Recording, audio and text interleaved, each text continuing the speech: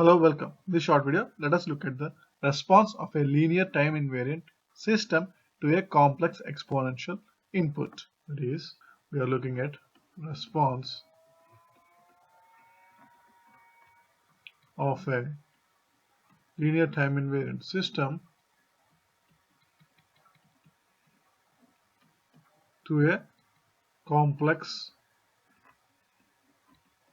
exponential.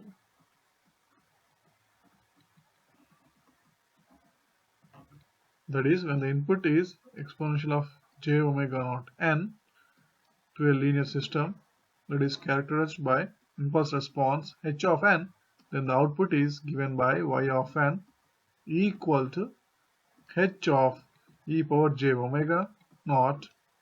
That is the response of the system in frequency domain, that is the transfer function at omega naught multiplied by the input. Now let us look at the proof for this theorem. That is, the output of a linear system y of n is equal to the impulse response h of n convolution with the input x of n, which is given by exponential of j omega naught n. So by the definition of the convolution, we have summation for the values of k, h of k multiplied by exponential of j omega naught n minus k. So by using the definition of convolution, we write the output y of n as this sum. Now by separating the function of n, that is, we have exponential of j omega naught n multiplied by the sum h of k multiplied by exponential of minus j omega naught k. Clearly, this value is the dTft of h of k at omega naught. So we can rewrite this output as exponential of j omega naught n multiplied by h of e power j omega naught. That is, this is the dTft of h of k at omega equal to omega naught. Therefore, the output y of n is equal to the product of the transfer function at omega naught multiplied by the exponential of j omega naught n. Note that h of e power j omega, that is the general dTft sum h of n multiplied by exponential of minus j omega n. So this is the dTft of h of n, and at omega equal to omega naught, this is the dTft at omega naught, which is also known as transfer function of the system. H of j omega is the transfer function of the system, and this is the value of the transfer function at omega naught. Now let us derive this relation, that is this relation, using the frequency domain representation. That is, given a linear system that has a transfer function h of j omega and the input given by x of e power j omega, which is basically a dTft of e power j omega naught n. That is, this is a dTft of the complex exponential e power j omega naught n. Then we want to see that the output is y of e power j omega, which is basically dTft of this output y of n. By using the properties of convolution, we know that the output y of e power j omega is equal to the product of the input x of e power j omega multiplied by the transfer function h of e power j omega. X of e power j omega, that is the dTft of the input, is by definition equal to the sum x of n, which is e power j omega naught n multiplied by exponential of minus j omega n. So clearly, the dTft is 2 pi times delta of omega minus omega naught.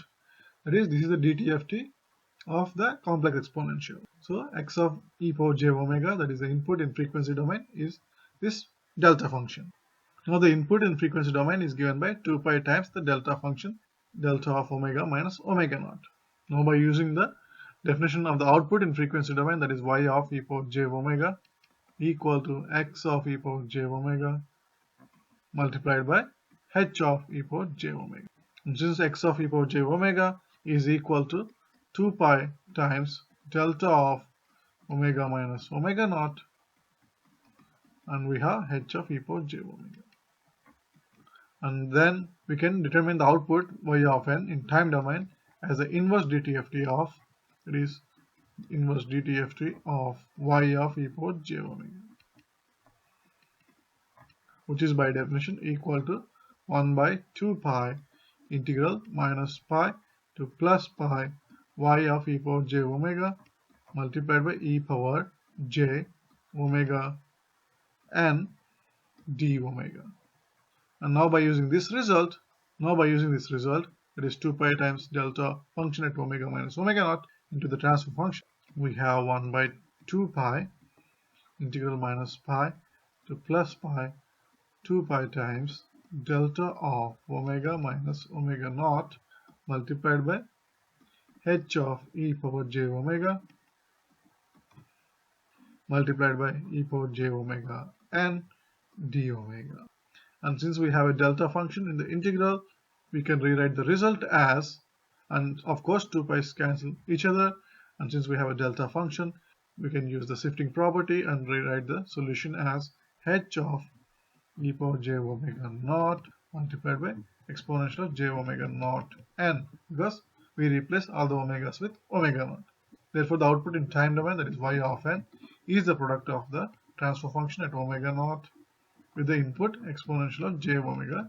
Now in the general case, when the input x of n is equal to the sum over m's of the weights am multiplied by exponential of j omega m n, that is, the input is a linear combination of multiple complex exponentials with weights am, then the output yn is equal to, then the output can be written as the sum over m's of am multiplied by exponential of j omega m n multiplied by h of e power j omega m.